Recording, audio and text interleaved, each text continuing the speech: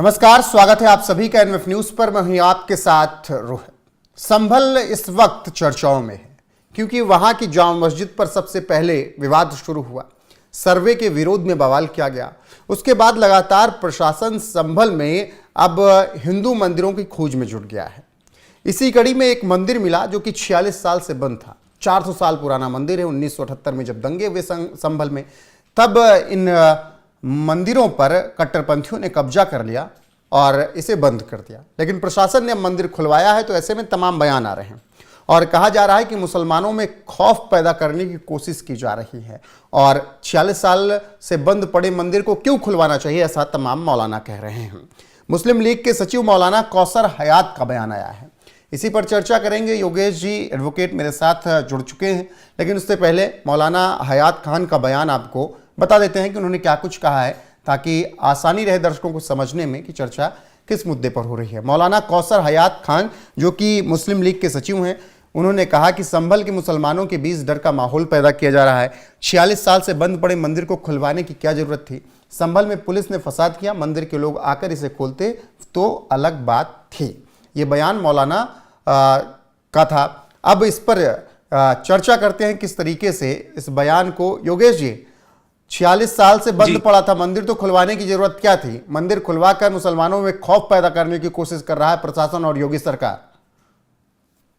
देखिए, जो खौफ की ये बात कर रहे हैं ना, इनको एक चीज समझ लेनी चाहिए कि अगर यूपी में रहना है तो ढंग से रहना पड़ेगा। बाबा के सामने, हमारे योगी बाबा के सामने ये चीजें चलने नहीं वाली। बिजली चोरी करेंगे, इनको बिजली चोरी करने दो, इनको हिंदुओं के मंदिरों को बंद करने दो, वो चलेगा।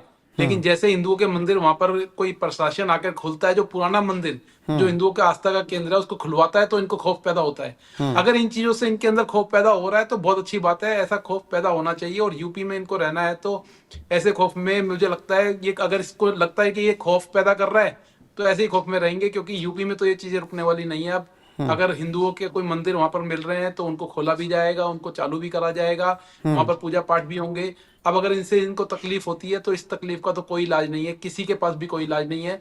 और पहले तो इन्होंने मस्जिद के अंदर जो पूरा सर्वे होना था उसको लेकर के बवाल करा। अब प्रशासन ने जब वहां पर कानूनी कार्यवाही करनी शुरू कर दी है, वहां पर बिजली चोरों को पकड़ना शुरू कर दिया है, क्योंकि ये सारा का सारा मामला वहां पर जो बिजली चोरी हो रही थी उन घरों के अंदर जब सर्वे होने शुरू हुए तब पता लगा ये 46 साल पुराना मंदिर वहां पर, जिसको बिल्कुल पूरे तरीके से बंद कर दिया गया था, और वहां पर पुलिस कर्मियों ने, जो हिंदू पुलिस कर्मी थे, उन्होंने इसको खुलवाया।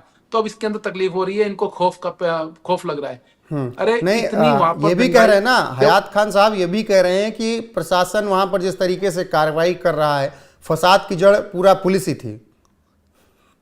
नहीं तो प्रशासन क्या करे, वहां पर इलीगल कार्यवाही को होने दे। इलीगल तरीके से जो बिजली चोरी हो रही है वहां पर, जो प्रशासन वहां पर बिजली की चोरी को रोकने गया है उसको काम को ना करे। एक्चुअली रोहित जी, प्रॉब्लम मंदिर से नहीं है, प्रॉब्लम इस बात से है जो फ्री की बिजली, फ्री का पानी और फ्री की जमीन जो इनको मिल रही है ना, अब जब इनसे ये छीनी जा रही है तो ये तकलीफ होनी शुरू हो गई है। अब योगी बाबा ने तो सोच लिया है कि ठीक है, अब अगर इनको फ्री की बिजली और फ्री का पानी नहीं मिलेगा तो इनका काम कैसे चलेगा। काम तो ये कुछ करेंगे नहीं, इन्होंने तो इकट्ठे होकर के दंगे फसाद करने हैं। तो अब जब जब बिजली की कार्यवाही करेगी प्रशासन, वहां पर सारा देखेगी कौन कौन फ्री की बिजली वहां पर देख रहा है और कौन कौन यूज कर रहा है, और उनसे पुराना भी बकाया मांगा जाएगा, तब पता लगेगा इनको। एक्चुअली खौफ इस बात का है कि अब इनको फाइनेंशियली भी इस तरीके से, जब फ्री की जो बिजली मिल रही थी वो मिलनी बंद हो जाएगी तो एक काम कैसे चलाएंगे वहां पर, काम तो ये कुछ करेंगे नहीं वहां पर। तो ये देखिए, सारा का सारा जो मामला है, जो ये हयात जी ने बोला है ना, ये खौफ का जो माहौल पैदा करने की कोशिश की जा रही है, कोई खौफ का माहौल पैदा करने की कोशिश नहीं की जा रही। अब अच्छा, अमन चैन बिगाड़ने की कोशिश हो रही है फिर योगी सरकार की तरफ से, पुलिस प्रशासन की तरफ से। क्या अमन चैन के, किस चीज का अमन चैन बिगड़ गया ये बताइए आप। वहां पर क्या एक मंदिर खुलने से, मंदिर को चालू कर देने से अमन चैन बिगड़ जाएगा? नहीं, इससे पहले जामा मस्जिद वाले सर्वे में विरोध हुआ, पत्थरबाजी हुई, अमन चैन बिगड़ा। ये तो देखो, इनका तो जब भी इनके खिलाफ कोई कार्यवाही होगी तो उसमें अमन चैन बिगड़ेगा, और अगर इनके फेवर में कोई चीज आ जाती है तो इनको लगता है कि तो हमारे फेवर का काम हो गया, सुप्रीम कोर्ट ने अगर कुछ बोल दिया तो देखो इस देश के अंदर हम जो बोल रहे हैं वो ठीक चल रहा है। अब यहाँ पर जो वर्शिप एक्ट की बात करते हैं, प्रेयर ऑफ वर्शिप एक्ट की, क्या वो इन मंदिरों पे लागू नहीं होगा? अगर कोई पुराना मंदिर है 1947 से पहले का बना हुआ मंदिर है, तो ये एक्ट तो दोनों जगह लागू होगा ना। ऐसा तो नहीं है कि मस्जिदों पे तो एक्ट लागू होगा और मंदिरों पे नहीं होगा। तो मंदिर पुराना है, 46 साल पुराना मंदिर है, बंद पड़ा था, तो खोल करके अगर उसमें पूजा करनी शुरू कर दी तो उसमें गलत भी क्या है। अब इससे इनको खौफ का डर पैदा हो गया, इनको खौफ पैदा हो गया है। संभल एक ऐसा एरिया है जो पूरे तरीके से मुस्लिम बहुल एरिया है। अब इनको अच्छा। वहां पर किस तरह का खौफ है? अच्छा, ये ये तो भी पता कहा लगे जा कि रहा है कि आज ये लोग जुल्म कर रहे हैं, इनकी सरकारें हमेशा नहीं रहने वाली। ये आप लिख कर रख लीजिए, सरकार में बदलाव आएगा, जब सरकार बदलेगी तो अधिकारी इसी तरीके की हरकतें कर रहे हैं वो सभी निशाने पर रहेंगे जो अभी इस तरीके की हरकत कर रहे हैं। ये ठीक वैसा ही बयान है जैसा वो वैसे ही कहते हैं कि हमेशा मोदी और योगी नहीं रहेंगे, हिमालय पर चले जाएंगे। ये ठीक वैसा ही बयान है जैसे क्या कहते हैं, दिल्ली में एक अताउल कहता है कि योगी को इंशाअल्लाह करके बिस्मिल्लाह करके काट देंगे। तो मतलब क्या बताने की कोशिश की जा रही है? अधिकारियों को भी अभी से धमकाया जा रहा है। तो खौफ पैदा करने वाले बयान तो ये दे रहे हैं ना, इस तरीके के बयानबाजी कर करके। अगर ये बोल रहे हैं कि हमेशा योगी सरकार नहीं रहने वाली है, यहाँ पर सरकार चेंज होगी और ये प्रशासनिक अधिकारी जो कार्यवाही कर रहे हैं इनको यही रहना है, तो एक तरीके से तो खुलेआम धमकी दे रहे हैं उन अधिकारियों को कि कोई भी कानूनी प्रक्रिया के अंदर अगर कोई कानूनी कार्यवाही कर रहे हैं तो उसको रोक दो, उस कानूनी कार्यवाही को मत करो। क्योंकि अब इनको बिजली चोरी करने से रोका जा रहा है तो इनको तकलीफ हो रही है। इनको लगता है कि इस तरह की धमकियां दे करके ये कानूनी कार्रवाई को रोक देंगे।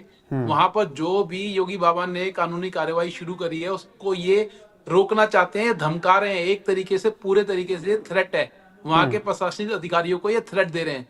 और मैं आपके चैनल के माध्यम से बोल रहा हूँ, जिस तरह की ये थ्रेट दे रहे हैं ना, ये योगी बाबा हमारे जो सीएम है छोड़ेंगे नहीं इनको।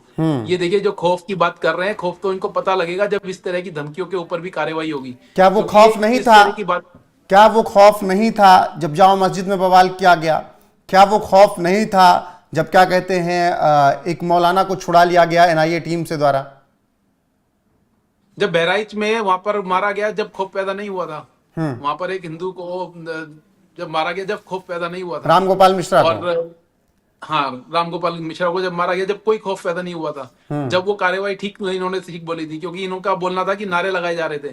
अरे इनके हिसाब से अगर देश को चलाया गया तो बहुत ही जल्द यहाँ पर बवाल हो जाएगा रोहित जी। ये तो समझ लीजिए जो भी सारा जो कार्रवाई चल रही है ये एक तरीके का पूरा एजेंडा है। इस देश के अंदर ये एजेंडे को चलाया जा रहा है और इस एजेंडे को रोकने का जो पूरा ठेका ले रखा है, पूरी तरीके से जो बीड़ा उठा रखा है वो योगी बाबा ने उठा रखा है, मोदी जी ने उठा रखा है।